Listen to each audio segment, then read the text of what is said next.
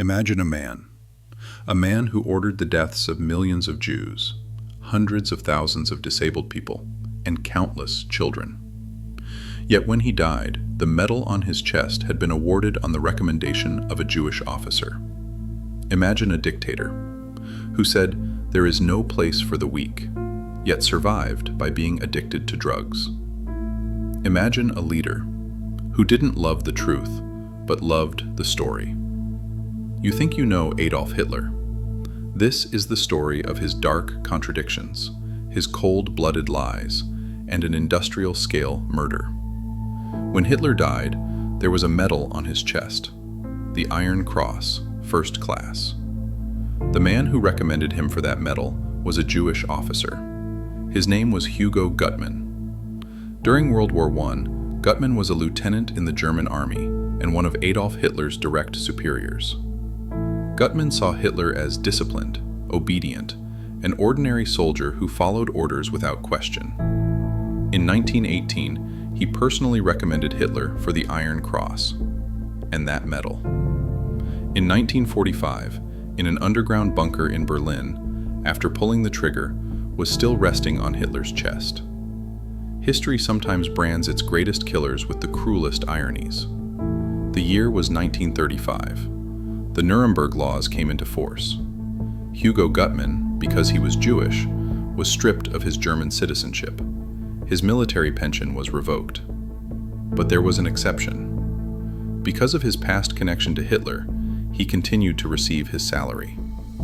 In 1938, he was arrested by the Gestapo, but he was released, labeled a historical figure. In 1940, he fled Germany and sought refuge in the United States. He survived. A Jewish officer left an indelible mark on the life of a man who would engineer genocide. We all know the slogan, Heil Hitler. But what if it had been Heil Schicklgruber? Sounds strange, doesn't it? Yet that was Hitler's original surname. His father, Alois, used his mother's surname until the age of 40. Then one day, he adopted his stepfather's name. Why official records later read Hitler is still unknown. But history teaches us this. Myths are born from small coincidences, and then they kill millions.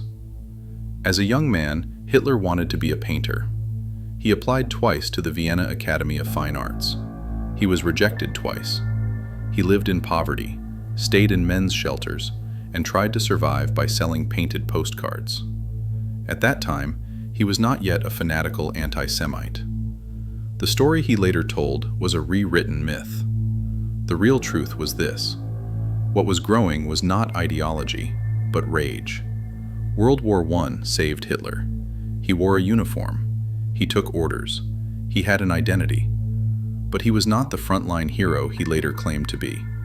Most of the time, he served as a messenger at regimental headquarters.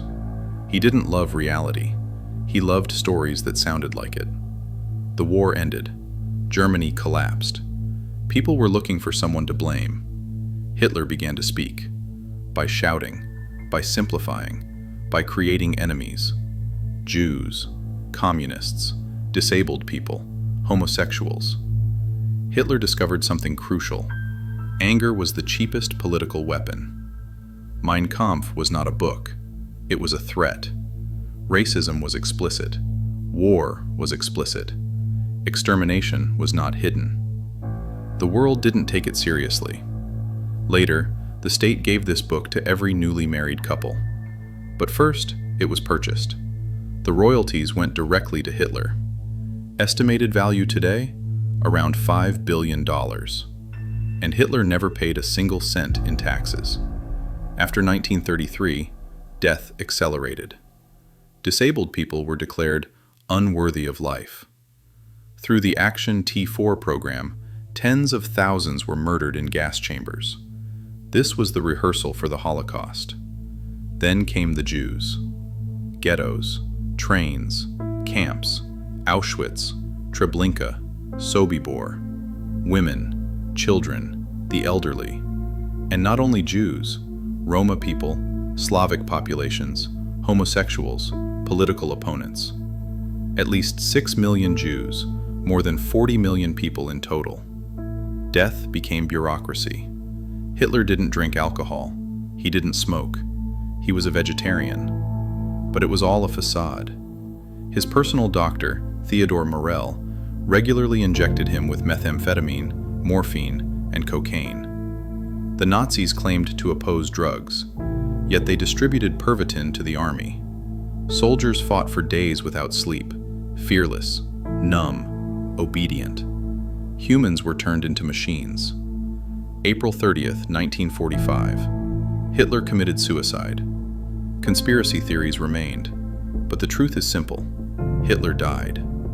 Yet the system he created outlived him. Hitler was not an exception. He was applauded hatred, normalized murder, a crime surrendered to silence.